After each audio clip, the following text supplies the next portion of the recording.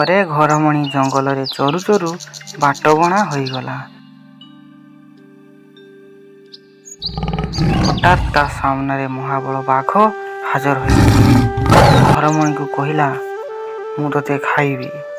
ଘରମଣି ବହୁତ ଡରିଗଲା, ହେଲେ ବୁଦ୍ଧି ଖଟାଇ ଏକ ଉପାୟ ବାଛିଲା। ବାଘକୁ କହିଲା, ଆପଣ ହେଲେ ରାଜା, କେତେ ଜୀବଜନ୍ତୁ ଖାଇ ମୁହଁ ଦାନ୍ତ ଅସନା ହୋଇଯାଇଥିବ। ଆପଣ ଯାଆନ୍ତୁ, ପ୍ରଥମେ ଝରଣା ପାଣିରେ ମୁହଁ ଧୋଇବେ ଏବଂ ଝରଣା କୂଳର ମୁଗୁନି ପଥରରେ ଦାନ୍ତକୁ ପୋଜି ଆସି ମୋତେ ଖାଇବେ।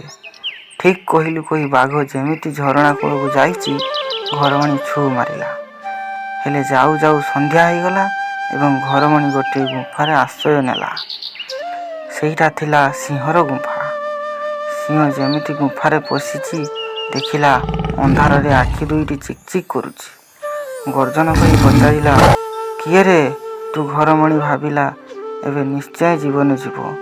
ତଥାପି ଏଥର ମଧ୍ୟ ସାହସ ସଞ୍ଚୟ କରି କହିଲା, ମୁଁ ଧପ ଧପ ରାଜା, ମୋ ଶିଙ୍ଗ ଦିଟା ଗଜା ଗଜା।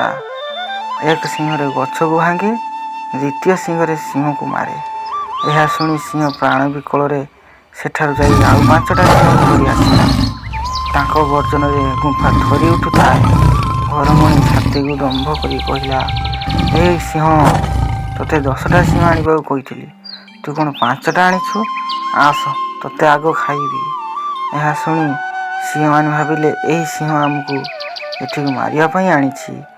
ଯିଏ ଯେଉଁ ଆଡ଼େ ପାଇଲେ ପ୍ରାଣ ବିକଳେ ଧାଇଁଲେ। ସକାଳ ହେବାରୁ ଘରମଣି ଘରକୁ ଫେରିଲା। ନିଜ ଉପସ୍ଥିତ ବୁଦ୍ଧି ଯୋଗୁଁ ଘରମଣି ନିଜଠାରୁ ଶକ୍ତିଶାଳୀ ଜନ୍ତୁଙ୍କଠୁ ମଧ୍ୟ ନିଜର ଜୀବନ ବଞ୍ଚାଇ ପାରିଲା।